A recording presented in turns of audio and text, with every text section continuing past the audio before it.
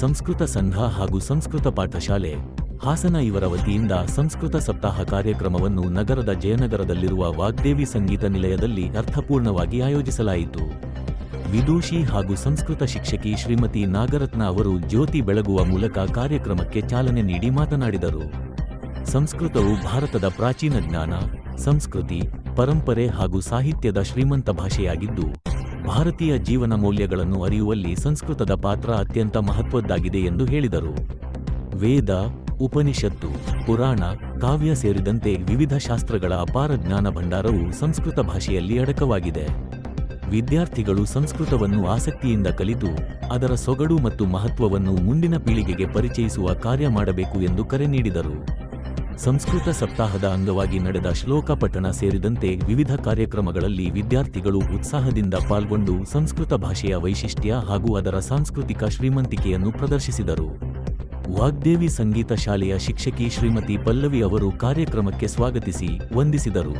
ಸಂಸ್ಕೃತ ಸಂಘದ ನಿರ್ದೇಶಕ ಮಂಜುನಾಥ್, ಸಂಸ್ಕೃತ ಶಿಕ್ಷಕ ಮಂಜುನಾಥ್ ಭಟ್, ಪತಂಜಲಿ ಯೋಗ ಸಮಿತಿಯ ಜಿಲ್ಲಾ ಪ್ರಭಾರಿ ಗಿರೀಶ್ ಹಾಗೂ ನಿವೃತ್ತ ಉಪನ್ಯಾಸಕ ಗಿರೀಶ್ ಸೇರಿದಂತೆ ವಿದ್ಯಾರ್ಥಿಗಳು, ಪೋಷಕರು ಹಾಗೂ ಸಂಸ್ಕೃತಾಭಿಮಾನಿಗಳು ಕಾರ್ಯಕ್ರಮದಲ್ಲಿ ಉಪಸ್ಥಿತರಿದ್ದರು.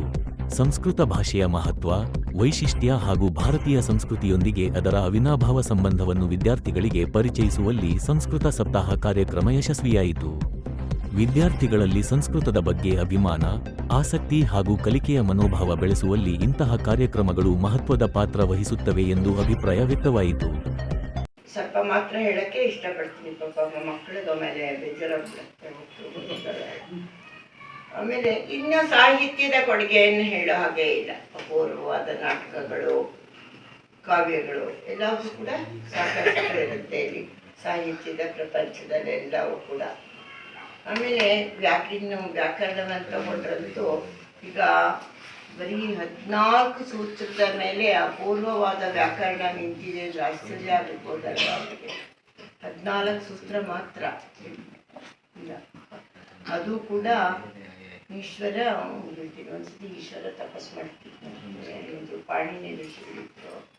ಆಗ ಈಶ್ವರನ ಕುರಿತು ತಪಸ್ ಮಾಡೋದಂತೆ. ಅದು ನಾನು ವ್ಯಾಕರಣ ಬರೀಬೇಕು ಭಾಷೆಗೆ ಅಂತ. ಈಗ ಈಶ್ವರ ಪ್ರತ್ಯಕ್ಷ ಆದ್ಮೇಲೆ ಏನು ಮಾಡೋದು ಅನಿಸ್ಬಿಟ್ಟ. ಸುಮ್ಮನೆ ಡಮರುಗನ ಅಲ್ಲಾಡಿಸ್ಬಿಟ್ಟು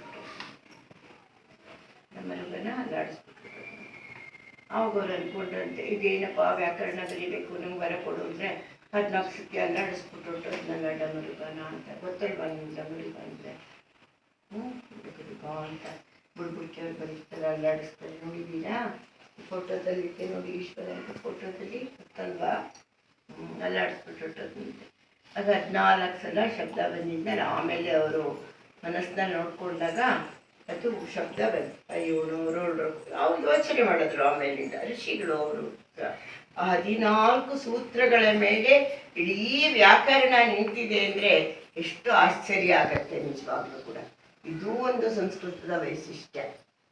ಡಿಕ್ಷನರಿ ಅಂದರೆ ಗೊತ್ತಾ ನಿಮಗೆ? ಗೊತ್ತಲ್ವಾ ಡಿಕ್ಷನರಿ ಅಂದರೆ?